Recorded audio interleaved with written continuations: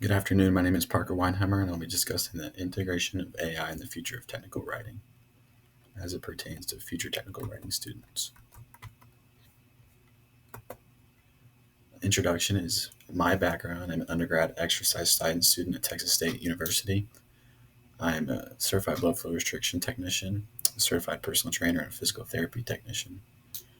I have projects due to in my personal history relating to healthcare and personal training, as well as specifically blood flow restriction training. I have recent projects in the English field, including those of proposal, resume building, manual writing, and technical reporting. In depth of my past projects include a proposal for research and periodic report of blood flow restriction for Texas State University Therapeutic Research for blood flow restriction. AI integration over time. AI integration over time has been largely greater since Siri and Alexa become part of our everyday lives and smartphones. That integration of Siri began in 2011 and greatly jumped from Siri to an immersive, helpful assistant in Alexa. And to understand how this developing changes for future technical writing students, you have to understand how it will affect and keep continuing to change over time. Those everyday assistants in Siri and Alexa became what is known as Grammarly's AI version that not only reads your paper but suggests changes due to artificial intelligence, pulling from different sources and different reasons for changing this paper. The AI applications of iRobot became even clearer and more profound in 2018, launching more complicated prospects of iRobot, and then led to what we have all seen explode the artificial intelligence community in ChatGPT in 2022.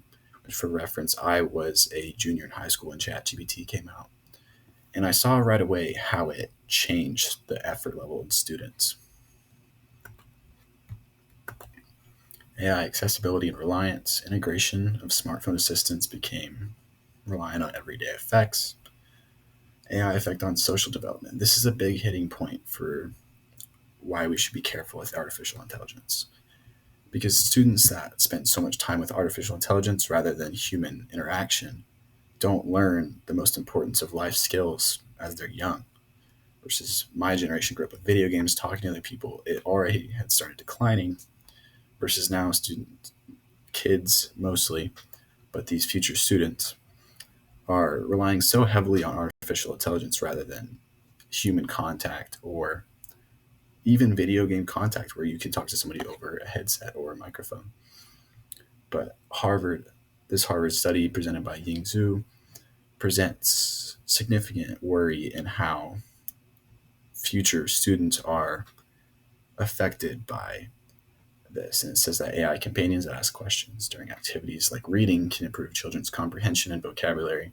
However, they emphasize that AI can simulate some educational interactions while it cannot fully replace the deeper engagement and relationship building that come from human interaction, particularly when it comes to follow up questions or personalized conversations. And these are going to hinder social development.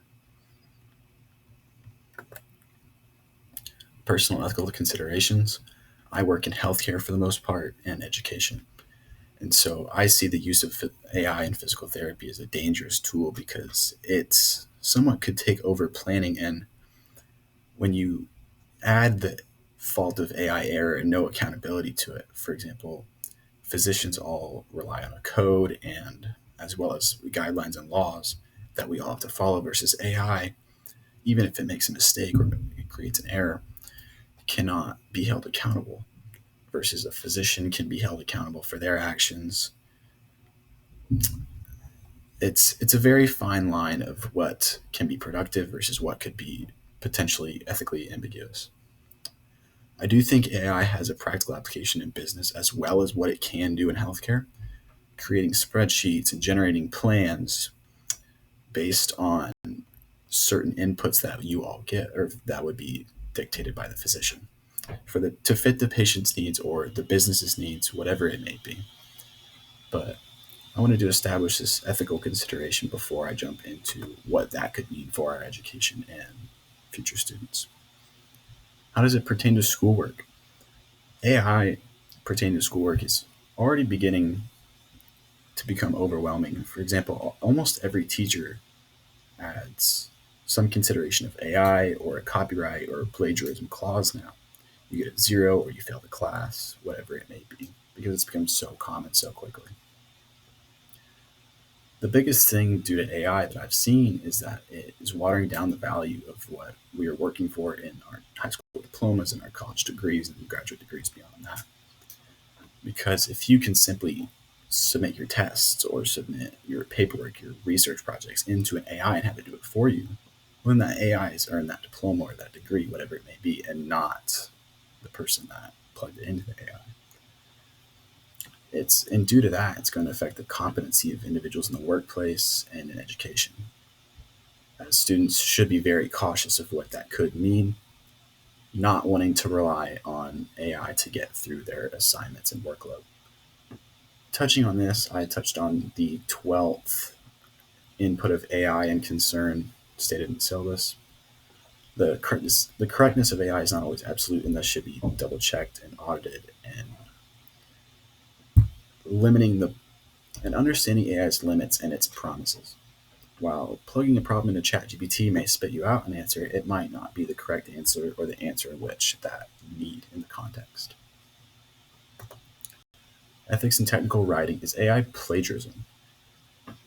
How does AI affect plagiarism and academic dishonesty? Well, posted a research and thesis of what it means. I won't read this long quote, but it's on screen for you to read if you would like. There is essentially AI attracts or pulls information from everywhere, and you using that information in whatever it may be, especially specifically generative AI, is using it to take other people's or some other company's ideas and plug them in as your own without their knowledge. And that, hence, is the definition of copyright or plagiarism.